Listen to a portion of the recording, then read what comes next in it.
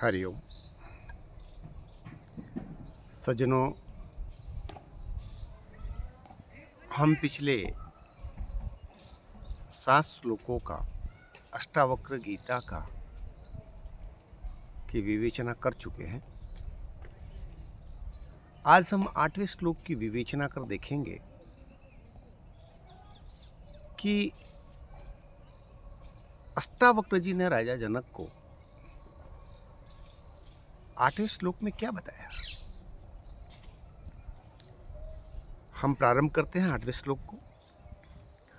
अहम कर्तव्य हमान महाकृष्णा हितिशितः नाहम कर्तोति विश्वासामृतम पीत्वा सुखी भव। अर्थात मैं करता हूं, इस अहंकार के निपट काले सर्प से तू दंशित है। मैं करता नहीं हूं, इस विश्वास का अमृत पीकर तू सुखी रहे। यहां पे राजा जनक को अष्टावक्र जी बहुत ही सुंदर बात बताते हैं। अहंकार माने क्या? अहंकार माने अपनी चेतना की अनुभूति का अभाव।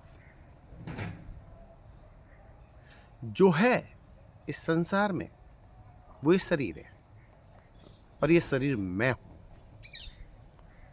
इस प्रकार का भाव ही अहंकार है। अहंकार का अर्थ व्यक्ति सिर्फ अपने देह के अतिरिक्त और कुछ नहीं सोचे, उसका नाम है अहंकार। जो है सो मैं माने देह, इस प्रकार की वृत्ति का नाम ही अहंकार है। सब कुछ शरीर और सब कुछ शरीर के लिए, यह है अहंकार। राजा जनक को अष्टावक्र जी कहते हैं कि हे राजन,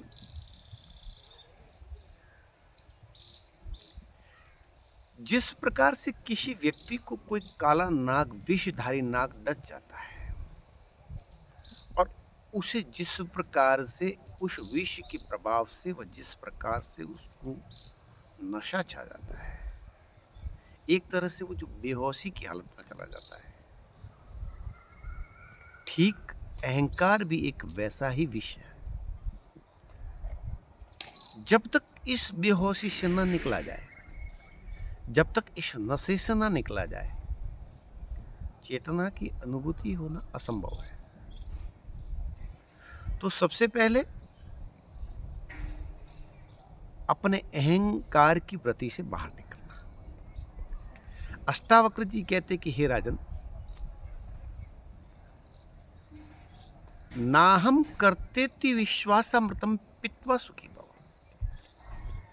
मैं किसी भी कर्म का करता नहीं हूं।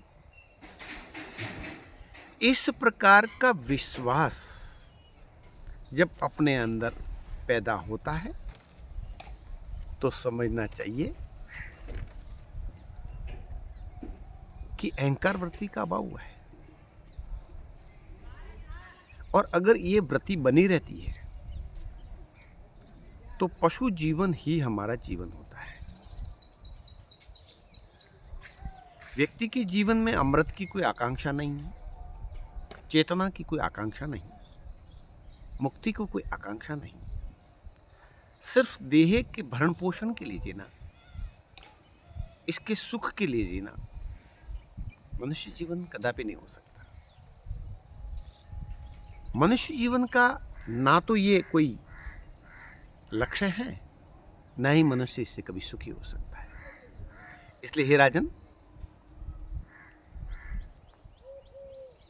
परम चेतना का जब तक बोध नहीं हो सकता, जब तक बोध नहीं होता, तब तक कोई व्यक्ति अगर सुख की तलाश करता है, सुखी होने का प्रयास करता है, तो इससे बड़ी मूर्खता और क्या हो सकती है।